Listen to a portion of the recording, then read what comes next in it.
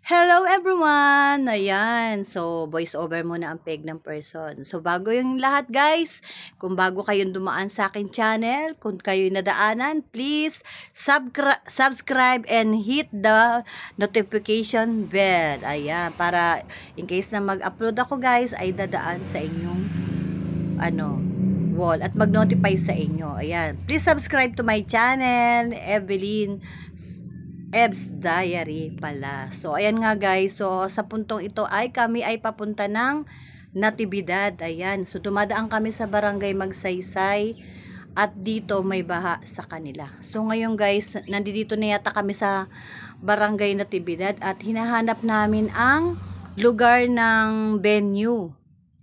Kasi malayo nga yung venue. Sabi malapit, lagpas daw school. So, meron pa palang school ng Methodist doon pala. Yung pala yung sinasabing school. So, ayan na nga guys. So, eto na dumadaan na kami dito sa wall. Maraming mga puno dyan. Presko naman yung lugar. Maganda yung venue. At very affordable ang price ng catering nila guys. Ayan. Pambihirang voice over ito. So, ayan na nga guys. At yung asawa ko, accidentally, pareho kaming stripe. At nakarating na nga kami sa venue guys. Ayan. At nag-uuwian na ang mga bisita.